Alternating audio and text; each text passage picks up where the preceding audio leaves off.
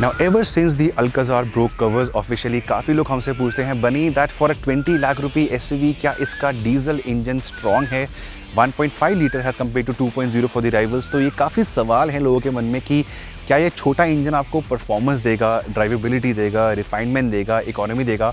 Well, मैं सुबह से गाड़ी को चला रहा हूँ यहाँ पे around Gurgaon Manesar for the last 6 hours. 300 kilometre मैंने तय करे हैं।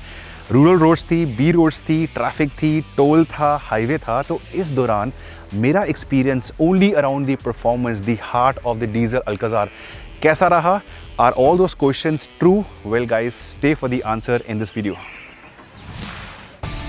बिफोर वी मूव फॉरवर्ड, मैं इस वीडियो में सिर्फ डिस्कस करूंगा about the diesel engine and not really about how good and imposing the Alcazar looks like on the road और the sheer luxury appeal on the inside, क्योंकि मैं sure हूं that you by now already know about these two trades.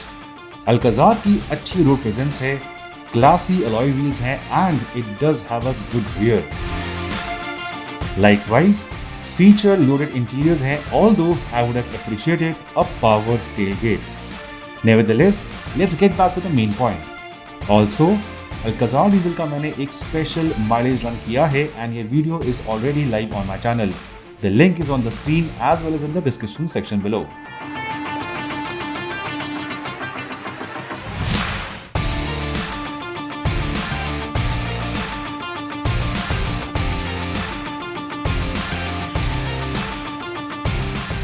सो एक बड़ा सवाल रहता है लोगों के पास कि बनी ये गाड़ी बड़े वाले सेगमेंट के अंदर है, 16 से 20 लाख रुपए वाला सेगमेंट है और यहाँ पे इस सेगमेंट के अंदर जो राइवल्स हैं वो आपको डीजल के अंदर एक बड़ी इंजन ऑप्शन देते हैं। मैं काम करता हूँ, मैं मास्क उतारता हूँ टू स्पीक यू प्रॉपर्ली।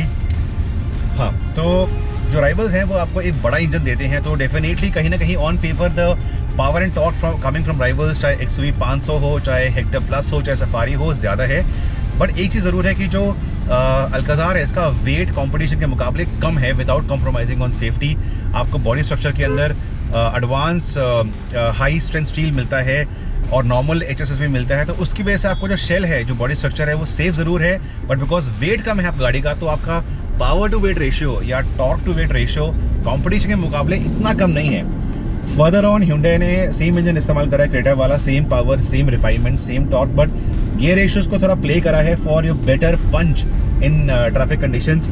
सो अगर मैं स्लो स्पीड पे भी हूँ, फिलहाल I am at 40 right now, 40 की स्पीड पे 1250 RPM है, immediately the flow comes in. तो आपको स्लो स्पीड पे ट्रैफिक के अंदर, रोज़मर्रा की ज़िंदगी के अंदर, सिटी के अंदर आपको इतना डाउनशिफ्ट नहीं करना पड़ता है। टर्बो लैग बहुत ही अच्छा कंट्रोल है, तो इन चीज़ों की वजह से यू डोंट रियली फील कि यार मेरे पास कम सीसी है, छोटा इंजन है। ऑफ कोर्स अगर आप you want to go fast तो शायद सफारी वाला आपको पंच नहीं मिलेगा, बट हमने एक रन किया था कुछ देर पहले 0 to 120।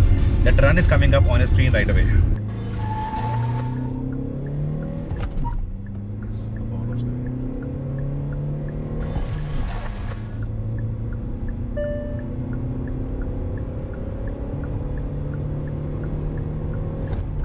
तो you must have seen in the run की गाड़ी इतनी भी स्लो नहीं है, it is still decently quick and more than that मुझे जो उसका अच्छा लगा है that is the drivability factor.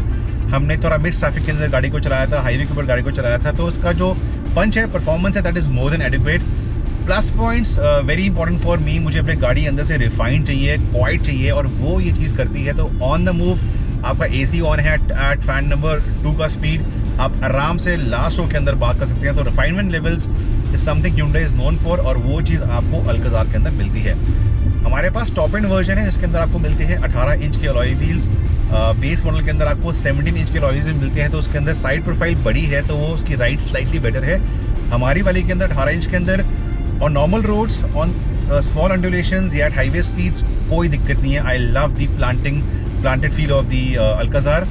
हमारे रिजॉर्ट के बाहर जहाँ पे शूट हमने किया था वहाँ पे रोड ज़रूर वर नॉट देयर, मतलब रोड्स थी नहीं, तो वहाँ पे आपको वो एक अंडरलाइन फर्मनेस आती है कि यस ये 18 इंच के व्हील्स हैं, साइड प्रोफाइल छोटी है, तो वो खड्डे आपको ज़रूर फील होते हैं। बट अपार्ट फ्रॉम दैट आपकी नॉर्मल ड्राइविंग के अंदर स्पीड ब्रेकर आने वाला है, फॉर एग्जाम्पल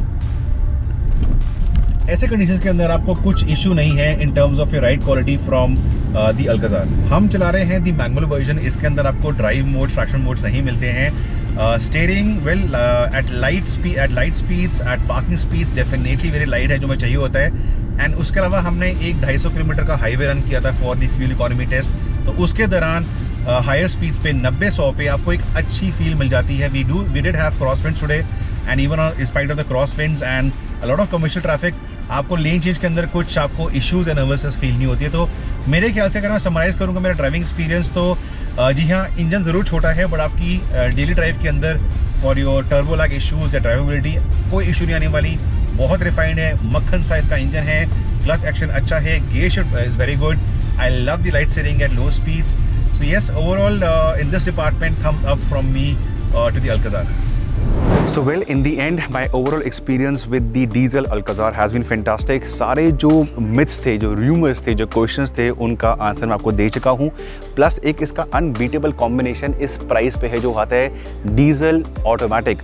रिमेंबर जो आपकी हेक्टर प्लस है उसके अंदर आपके पास डीजल ऑटोमेटिक नहीं आता, सफारी के अंदर आता है, बट वो काफ़ी प्राइजी है। तो इस प्राइस सेगमेंट के अंदर अगर आप फीचर्स देखते हैं, 6 या 7 की सीटिंग देखते हैं और मैनुअल देखते हैं, ऑटोमेटिक देखते हैं, आई थिंक छोटा इंजन ज़रूर है बट इस इंजन के अंदर ताकत है, रिफाइनमेंट है एंड कितना देती है माइलेज है।